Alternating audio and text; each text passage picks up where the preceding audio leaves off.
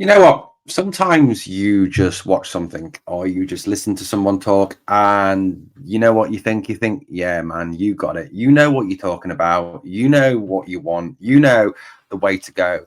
You're the man. You are the man or the woman, depending obviously on what you're watching. But, yesterday, I think, again, we just saw another example of what a real manager sounds like, what a real manager how a real manager conducts himself with the media and a vision. That's another thing, a vision for the future. It certainly wasn't the verbal diarrhea of Michael Beale. That was just, you'd watch those press conferences and you just think that lad knows absolute jack all about football and about being a manager. Philippe Clement yesterday, again, I think really did show himself up to be a top quality manager with what he had to say. And we're going to reflect on that, obviously, as well as look ahead to tomorrow's game. Wish it was a Saturday game, guys. Wish it was a Saturday game. Oh, well. Anyway, welcome along to Glasgow Rangers Nation with me, your host, Owen, the channel that brings you your team every single day. Guys, please smash that sub and help the channel to keep on growing. We're doing fantastic at this moment in time. Please help it keep on growing. We're going to obviously make sure that we show the world that Rangers are the biggest team in the world. Well, look, yesterday's press conference, Philippe Clement talked about a number of issues, a number of things building up to this game. Some really interesting comments from the boss as well, as well as some really stupid questions from the media. And it's not do you know what? One thing that really stands out to me, if you actually listen to the press conferences and you actually take time to figure out who's asking the questions, the stupid questions don't get often asked by the fan media guys, the likes of Stevie Clifford, David Edgar. Those guys tend to ask really sensible questions. Some of the written media and some of the TV media ask the most stupid questions, there was one yesterday. What was it again? About Aberdeen. Do you think Aberdeen only raised their game for Rangers? Oh, of course, Philippe Clement's going to answer that and say, yes, of course they do. They only try against us because that's going to give. Well, there you go. That's his Robson. That's Robson's team talk done for a minute. All he's got to do is look at what their manager said about you yesterday. Of course, he's not going to say yes. I mean, what a stupid question to ask. I mean, why even ask that question? I mean, utterly ridiculous. I know we all think it. I know we all probably know it's true. But look, at the end of the day, you're not going to get a sensible Rangers manager to come out and say, "Look, this is the fact." He's not going to say it. He's not. Philippe Clement is far too clever for that, and I think he showed that again yesterday. And like I said, some of those media hacks in the written media, some of those media hacks from like Sky Sports and from the television channels really do need to up their game when it comes to asking questions of our manager. Like I said, some really damn stupid questions, and you must think. I think, I don't know about you guys, but I often think, what's Philippe Clement thinking at this point? What's going through this guy's head when those daft ass questions are getting asked of him? Is he thinking, what? Are you serious? How would he actually like to answer those questions? That's another thing I'd love to know is how would he actually like to answer those questions and say to them, what would he actually like to say to the media when they ask him those absolutely ridiculous questions? There was a question at the start, wasn't there, about international weeks and how people expect big changes during international weeks. And Philippe Clement was very, very clear on that. He said, look, we have a lot of players away. So it's not easy to obviously implement new styles, new tactics, new schemes, etc., etc.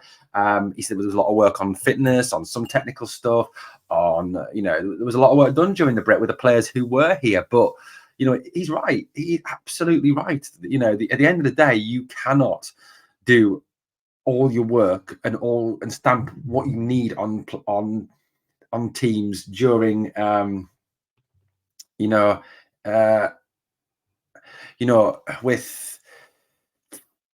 with international breaks, because like I said, you lose players. I mean, we've had players away on international duty, we've had players missing, so he can't put across what he needs. So look, let's just put that out of our heads. And the question about will you see a different team with put a clearer stamp on things? Well, I think he's been doing a pretty good job to this point, and I think he's been showing progress week on week on week. So I don't think that's a realistic expectation.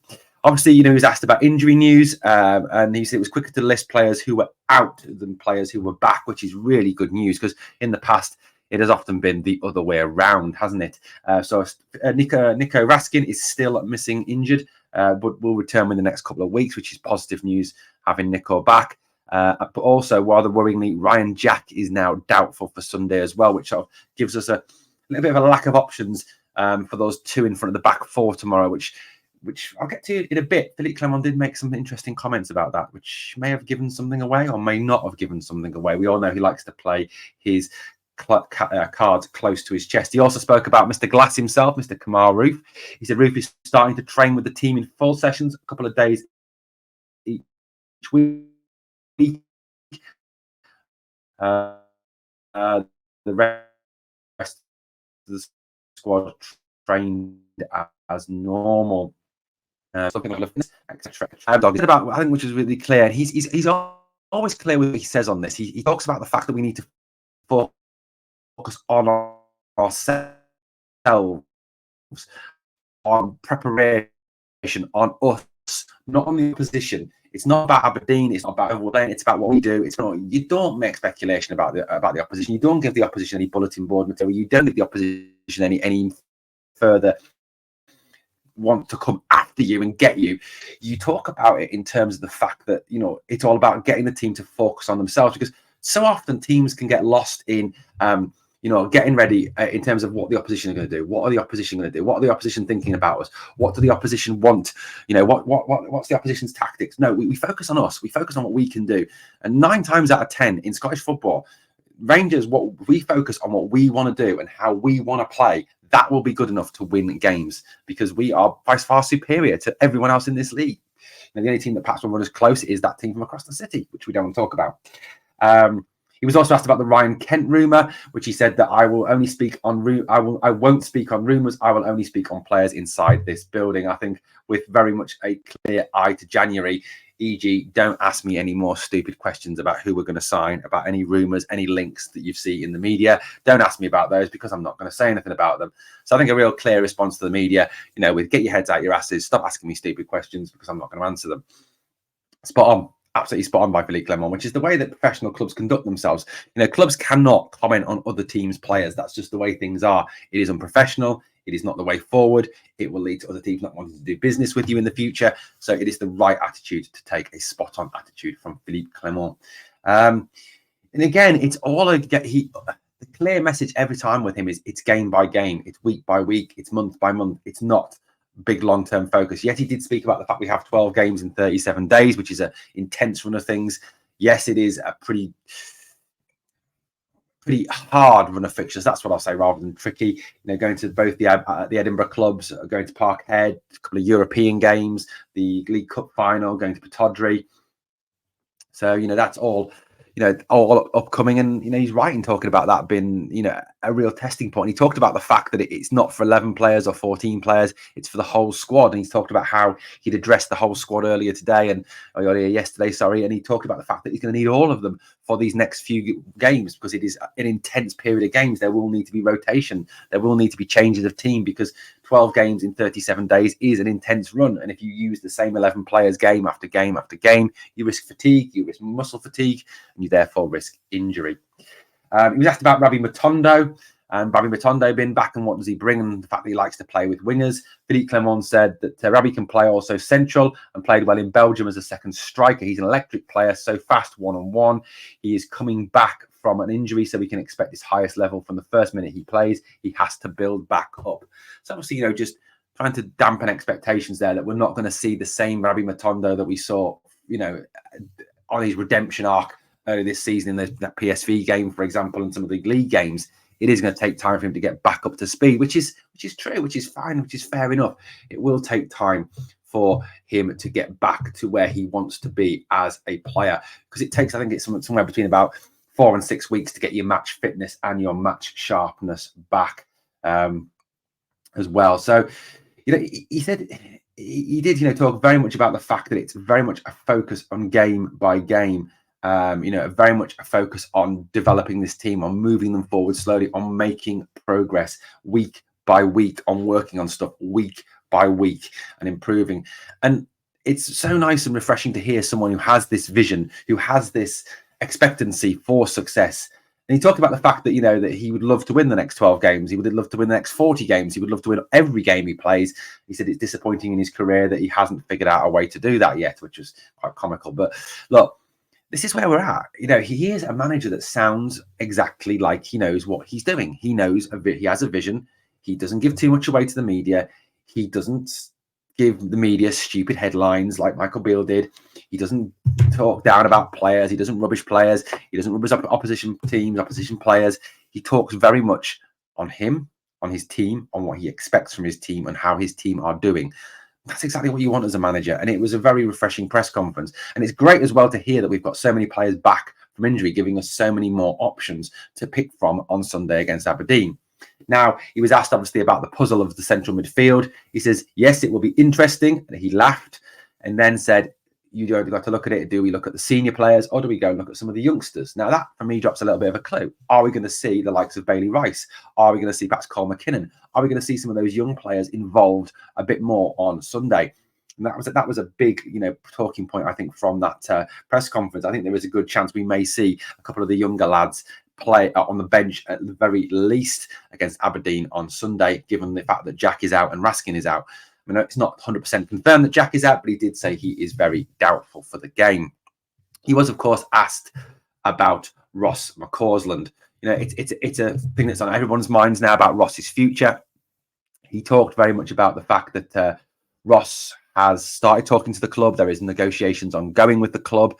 And he said that he has a very good feeling about it. So let's hope that that is a positive look for the future, that Ross will sign a new deal. Certainly rumours this morning, or reports this morning, I prefer the word reports to rumours, that a 4-year deal is on the cards and Ross is certainly mulling over signing that 4-year deal with the club. I certainly hope he does.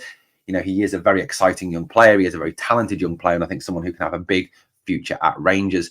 And Philippe Clement talked as well about how the fact that he wasn't a manager that will not play players until they've signed a new contract, that he gives players their opportunity to play. And I think that's the right way forward, because it shows the likes of Ross that we have a belief in them and that we have a plan for them and we want them to play. And I think that is good news, and it was certainly good news to hear that. As for the team on Sunday, I don't know. It is a situation where we're going to have to kind of play it by ear with the way we line up, given obviously the injuries to Jack and to Raskin. I think he pretty much guarantees that John Lundstrom will start in one of those two midfield roles. I mean, I think realistically, going into the game on Sunday, I think you will probably see, we'll definitely see, you'll definitely see Jack Butland in goal. I think the back four will definitely be Tavernier, Goldson, Balogun, and also Barisic. I think that will be the back four. Personally, I'd rather have Ridvan in than Barisic. Personally, I'd rather have Sterling in than Barisic. Personally, I'd rather play my mum than Barisic. I think Lundstrom may start alongside. I think you could even see perhaps Fuentes come in there, or Dowell maybe if he's fit. Well, he is fit, isn't he? Because he wasn't to this out. So it could be a Dowell. Lundstrom would be very interesting, because Dowell is certainly a player who can get forward, he can pass, he's got a good range of passing. I think that would be an interesting combination there of Dowell and Lundstrom. And that would be really quite interesting, actually. Midfield, I think we will go with, I think it will be McCausland. I think it will be Cantwell. I think it will be Seema behind Danilo. I think they will line up. The only difference may be maybe McCausland will be on the bench, Cameron on the right, Lawrence in the 10. I think Lawrence offers a lot in that 10 role. He offers an awful lot in that 10 role. Not only does he have the shooting from distance, he's got an eye for a pass. He can pass it long, pass it short. He's also good at thrusting forward, at linking midfield and attack. He's a box to box. He certainly is a good. He gets beyond the striker. I think Lawrence could do a decent job as the 10, and maybe Cantwell does start on the right. Cantwell has been talked about by Philippe Clement, have been used on the right. And if you look at Clement's past tactics with his teams, he's been very much a guy who uses like an inside forward and one winger rather than two out and out wingers. So that could be something we look at on Sunday against Aberdeen. But look, whatever we pick, we should have, if we play to our potential, the ability to put a decent smashing on that lot up the coast, the northern team, the team that like sheep. There's enough talent in this squad to put them to the sword. And yes, look, they were embarrassing against Celtic. They always are. They always give. They've only beaten Celtic once, and that was when they needed to win to finish above us. Oh, what a surprise! But look, at the end of the day, I don't care what this idiot says. I mean, he was talking in the media. I mean, look at that face. I mean, it's a face you want to slap, isn't it? But he was talking about the fact that he doesn't have to, he doesn't get his team try hard for every game, and he wants his team to try hard for every game. It doesn't matter who they're playing. Rubbish, Barry, absolute crap. You talk such rubbish. But look, I ain't worried. I ain't worried. I just think at the end of the day, we need to go out there and do what we do, play as we can play, and show Aberdeen that, you know, at the end of the day, it doesn't matter how hard they try, we're still going to beat them because we're better than them. That's the main thing. Oh, guys, let me know what you think. I'm going to go for a, let's say, 4-1 Rangers on Sunday, 4-1 to Rangers on Sunday. That's going to be my prediction. If Danilo starts, if Dessa starts, it'll be 2-1. Okay, let's build up towards that game tomorrow. Obviously, have some news for you tomorrow morning. Match day news. Look out for that. Thank you for watching Glasgow Rangers Nation. Please smash the sub. And as always, guys, on the way out, if you can smash the like, it helps the video. And always remember, we are the people.